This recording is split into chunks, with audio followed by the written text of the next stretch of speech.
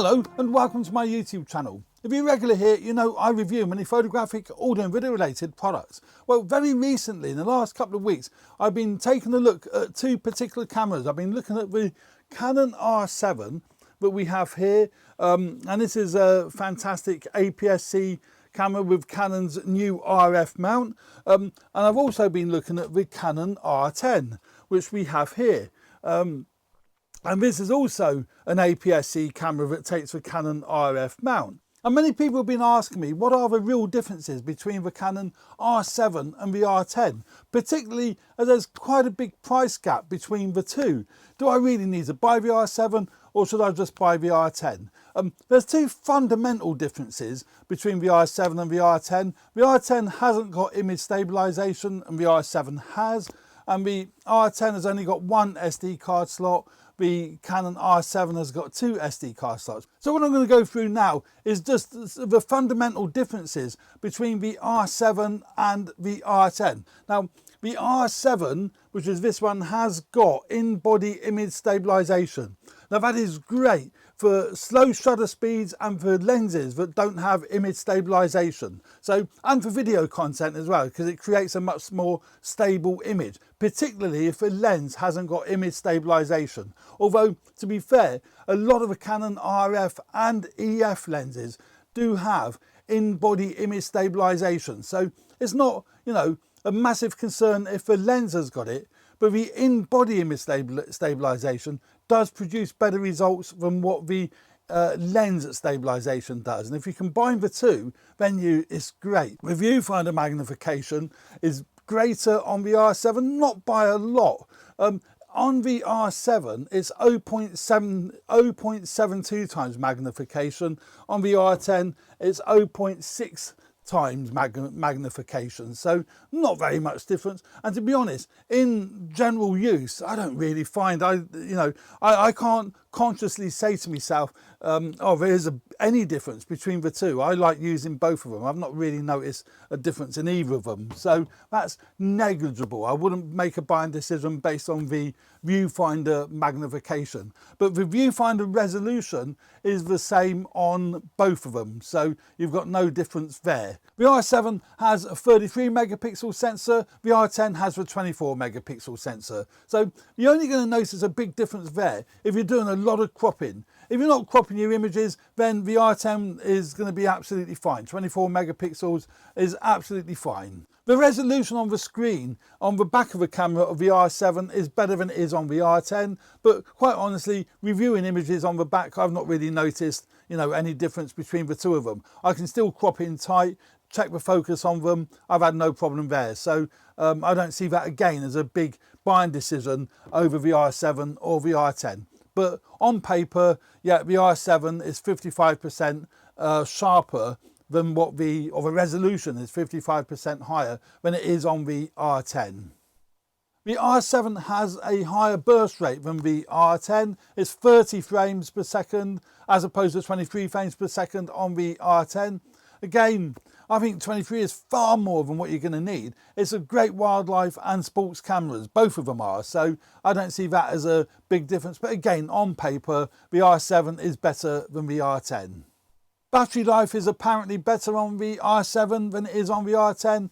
Again, I haven't really noticed a big difference there. I mean, the R7 does take the LPE6 or the LPE6HN batteries, or NH, whatever they are. That does take the newer battery. It'll also use the older LPE6 batteries. It's a fatter battery, it's a bigger battery than what the LPE17 battery is that the R10 takes. So all I would say to that is, if you are concerned about battery life, then just throw a spare battery in the camera bag. I always do anyway, whether I'm using the R7 or the R10, just put a spare battery or two in your camera bag.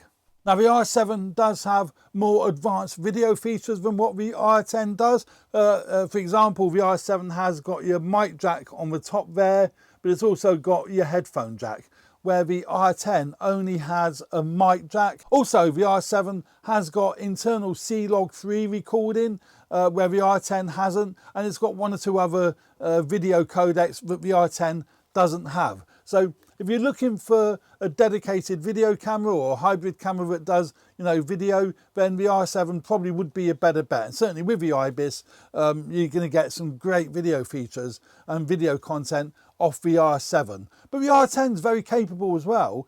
It's just that it hasn't got the headphone jack for monitoring your audio, where the R7 has got the headphone jack, and that's obviously really, really important to be able to monitor your audio to make sure you're getting really good quality audio going down onto the camera. The R7 does have weather sealing or environmental sealing, whatever you want to call it, but it is, you know, weatherproof to some extent, where apparently the R10 isn't. But again, I don't take my cameras out in extreme weather, but I would, you know, obviously if you're doing sports photography or wildlife photography, you may well need that kind of weather sealing. And the Canon R7 does have the two SD card slots on the side there, which is great, certainly for professional use, so you've got redundancy built in. That is awesome. Where the R10, as it's a more consumer level camera, has only got the one SD card slot, which actually doesn't concern me, but it's annoying that it's put in with a battery. I don't like the ones that are mounted in with a battery. It's so annoying. But yeah, one SD card slot in with a battery. The reason why it's annoying, when you've got it on a tripod, you have to take it off the tripod really to be able to get to the battery and get to the SD card slot. Although to be fair to Canon, they have done it so that it doesn't get in the way of any tripod mounts. So you can still open the flap if it is on the tripod, but still annoying. I would have been happier if the card went into the side of the camera. So yeah, they're the fundamental differences between the Canon R7 and the Canon R10. But you'll get great images from both of them. They both have the RF mount, but the nice thing is you can adapt it. So you can put Canon EF lenses, or even Sigma, Tamron, whatever, EF lenses on the Canon RF bodies. And I think that is great because some of the RF lenses are quite expensive. And it's really, really handy if you've got older EF lenses. For example, I've adapted my EF 17-40. Now it's a full frame lens, but second hand is about 250 quid.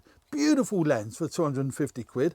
And that will give you about, well, 17 is about 25 to 60 on a APS-C body. But there's many other lenses. I've also adapted, which is already on my R10, I've adapted my EFS 10-18 lens onto my R10. I use that constantly because it's wide angle, you know, and I use that for filming. It's usually getting my wide angle shot of a studio. Well, at the moment, I've just got my little Panasonic GX80, whatever it's called. I mean, it's a GX80, GX800, I'm not sure, up there. That would normally be my Canon R10 up there. So very, very adaptable, and these adapters are really good value. So yeah, highly recommend getting a Canon EF to RF adapter.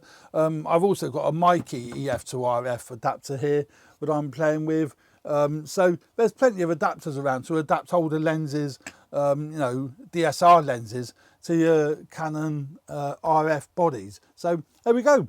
Hope you found that useful. Please subscribe to my channel if you haven't already done so. Hit the like button if you like the content of this video, and please subscribe to my channel if you haven't already done so. Thanks very much. Cheers for now. Bye.